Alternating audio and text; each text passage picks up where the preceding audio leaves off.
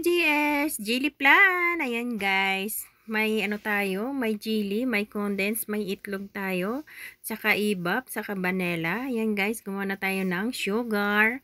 Pero sinabay ko siya guys, hindi ko siya nilagay isa-isa at saka inapuyan sa apoy. Yan ang ginawa ko siya guys. So ayan, pinanglagay ko na yung caramel sugar. Ayan siya guys. Kasi parang naano ko guys maglagay ng isa-isa. Ayan. At saka 4 na itlog.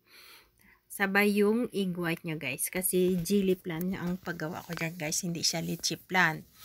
Kaya, yan. Pinang-isa-isa ko muna kalagay yung itlog. Ayan siya guys.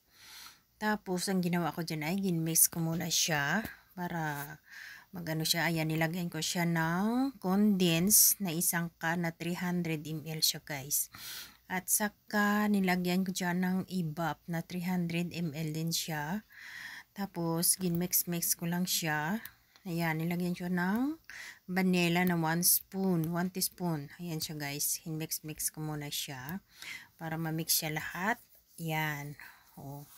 Ayan. Pero ang pag-mix nyo guys, dandahan lang. Ayan. Sinala ko siya kasi yung mga bubbles guys, kailangan makuha siya bago mo at saka yung paghalo dyan ay dahan-dahan lang para hindi mabubble siya. Ay naglagay ako ng 3 glass na water at saka 1 cup na sugar. Ayan, nilagay ko yung jelly unflavored siya guys. Ayan, nilagyan ko siya ng coloring kasi unflavored ang jelly ko siya guys. Ayan, nilagyan ko siya. Ayan, hinalo-halo ko na. Ayan. Nilagay ko na siya guys, pinainit ko na yung jelly. Ayan. Padahan-dahanin mo siya guys na lagay yung itlog at saka condense at saka ibap na mo siya mix. Ayan, kailangan tapos yung apoy mo dyan guys ay kailangan unti-unti lang siya.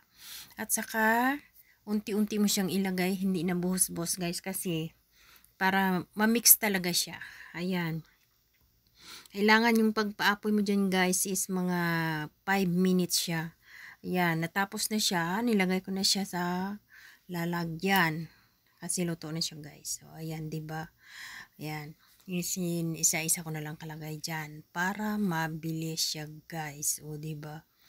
O, ayan ang result niya guys. O, diba? Ang ganda ng result na mapayami ka talaga sa sarap ng yummy ko. Ng jelly. Ayan, done. Finish na siya guys. Yan ang result.